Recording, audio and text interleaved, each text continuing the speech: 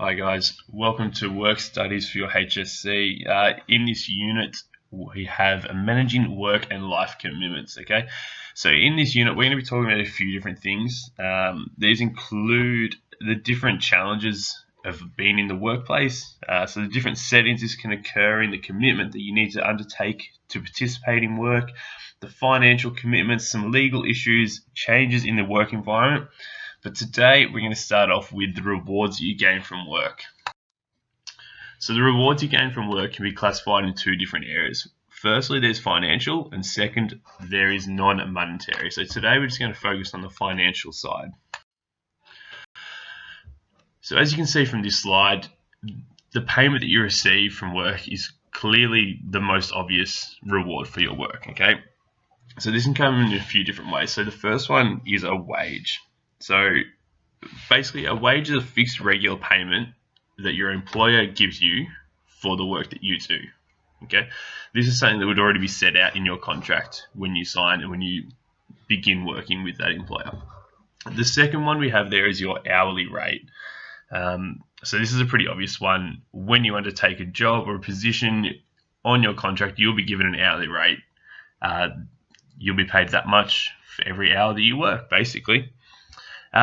Next down there, we've got overtime. So overtime is something for people who work more than 40 hours and who are on an hourly rate. Once you go over that 40 hours of your regular work week, you'll be paid at 1.5 times of your normal hourly rate. Okay. We've got a couple graphs there just showing the average earnings for a few different careers, and as well as some graduate salaries for different degrees on the right hand side there. Okay. So you're young. Okay, next we're going to talk about superannuation. So superannuation is a compulsory contribution made by your employer to you. So this is the money that is there for you when you retire from the workforce. So this is what is going to fund you once you're finished in the workplace. Now I've got a little video I'm going to play, and you guys are going to watch this one. Hopefully it'll explain a little bit better than I will. Superheroes, maybe. Super cool, for sure. But superannuation? Blah. Still, can we at least agree on two things? Firstly, money might not be everything, but enough of it puts a roof over your head, and something a bit better than instant noodles on the table. Secondly, people are living longer and staying healthier. That means that when you retire, there's a good chance that you'll be fit and active, and looking to do all the things that work was getting in the way of. Snowboarding, paragliding, releasing an album, and working your way through your entire back catalogue of Sudoku. And that's what superannuation is really about. Planning for the party. Putting aside enough money so that when you retire, you'll be carving it up, not eating instant noodles. In fact, this is so important that there's a range of legislation in place and legal requirements for employers to pay part of your earnings into your superannuation fund. 9% in fact. Why is this important? Because of the wonder of compound returns. Okay, so with employer contributions of 9% and compound returns over your lifetime, let's say you have a superannuation nest egg of a few $100,000. But before you go thinking that sounds nice, we need you to imagine a pufferfish crossed with a piranha, because now we need to talk about inflation. And this inflation has teeth, sharp little ones that chew away at your money. Remember how your grandparents are always going on about how when they were young they bought a car and a house for $10 and still had enough change left over to pick up the latest phonograph player? And your parents may still recall being able to buy stuff with 1 and 2 cent pieces. No more. As time marches on, prices increase or inflate, so your money is worth less and less. So, to keep you out of range of the terrible puffer piranha fish, it becomes even more important to make sure your superannuation savings end up more like a cash elephant than a cash cow, because we all know that piranhas can strip a cow in under 2 minutes. There are 3 essential factors in aiming for the elephant. 1. Start early. As you saw in our example, the longer your savings are earning returns, the more gravy you get, especially in the latter years. 2. Make additional contributions. The more you add as you go, the more you'll harness the power of compound interest. Not only that, in some circumstances the government might even help you out with a co-contribution. 3. Maximise your returns. When it comes to maximising your returns, it depends on what risk you're comfortable with. There's no need to just accept the default option. If you're young, you have a long way to go to even out investment ups and downs. In most cases, you have a choice of superannuation funds and also the kind of investment strategies that the superannuation fund will use with your money. But higher rates of return are often more risky. Investment returns depend on a whole range of factors, including the global economy, interest rates, exchange rates, and market confidence. The rate of return on riskier investments on any given day can jump around radically, and risk can be scary, especially when you're talking about money. Happily, when viewed over a long period, like 40 years, the risks statistically even out. Whatever the investment strategy, every fund has fees and costs, and in much the same way as additional contributions by you can increase your elephant, fees and costs can nibble away at its toes. So make sure you ask about them when you're choosing your superannuation fund. It's also worth noting that you're not locked into this choice for your entire working life. You may change investment options with your fund, or change funds. You may decide, for instance, that you'll head along the higher growth and higher risk roller coaster for many years to really pump up that elephant. But as you get close to retirement, you'll start looking ahead and choose a point to swap to smoother rides. That's about it for this overview of superannuation. There are many other things to consider that we couldn't get into here, like tax implications and your current age, and likely additional contributions, whether to spread your income around other investment options, and how much is enough in retirement. But even if retirement still seems as far away as interstellar flight, by now you should have a good idea of why it's important to start early and think about your superannuation strategy.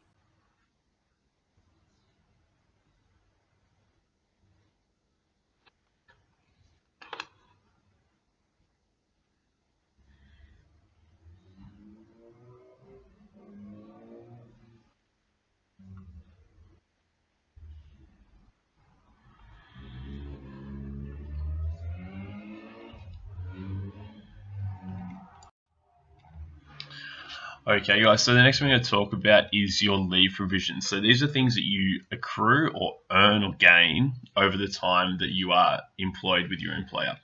So the first we're going to talk about is annual leave. So basically, this is time that you've accrued over time working, which you can then use for your holidays or to take a break or to get away. So as you can see, a full-time, part-time worker will receive 4 weeks per year as a minimum, okay? Some employers choose to add on to this, but most will keep it as the 4 weeks.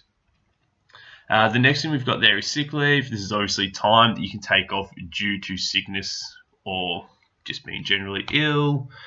Next we have carers leave. So carers leave is something that you're able to take to go and look after an immediate family member. So this is someone like your mother, father, brother, sister, someone who's become ill and you need to leave. This also goes for your children. Sorry. The next one we've got there is compassionate or bereavement leave. So this is when someone in your family, an immediate family member, again, so mother, brother, daughter, sister, father, when they either pass away or suffer a life-threatening injury, your employer is allowed to give you 2 days of paid leave to go and be with those people. Okay, so a few more of the leave provisions we're going to talk about.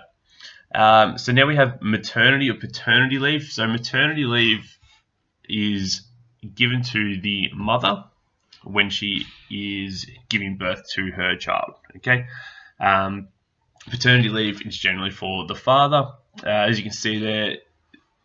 So there's a little bit about that. Long service leave. So this is paid holiday break. So just like your annual leave, but on a much larger scale. So this is for after you have reached 10 years of service to a particular workplace, then you're entitled to a long service leave. Okay, this one's a little bit tricky. This one changes per state, but in New South Wales, you must accrue 10 years of work before you're allowed to have long service leave.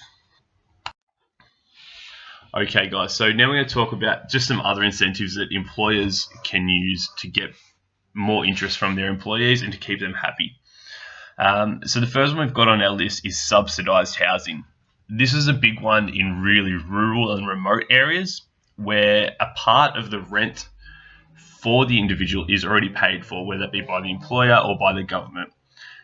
This works really well in getting people out to those really rural areas, just as it allows them to save that little bit of extra money. So whether it be a short term that they're out there for or a long term, again, it's just another incentive for the individual. We have uniform. So, again, providing a uniform for your staff members means that there's, not only that they don't have to worry about what they're wearing, but it's another fee that they don't have to incur themselves. Equipment allowances. So this is a big one, especially for tradies in their apprenticeships. The equipment allowance gives them the opportunity to go out and buy quality equipment that they need to be able to complete their job correctly. So next we have mobile phones and technology. This also includes things like laptops, tablets, and all those sorts of things. So generally these will be used with the idea that they are for the workplace, but they can also be taken home and used in your own time. And lastly, we have travel. So this can be whether you're traveling overseas, domestically, or as simple as having a company car. So I'm sure a lot of you have seen company cars driving around. Many of your parents may actually have a company car that they use. Again, similar to everything else on this list, it just means that it's one less thing that the individual has to pay for, and it comes out of the company. All right, so that's all the content we're going to cover for this lesson. So I'm sure you'll be doing a few discussions in your class. Just remember, you have a journal reflection for this lesson. Your reflection is on the work rewards that are most attractive to you and why. So make sure you get that filled out. It is on MyCETA. Thanks, you guys. See ya.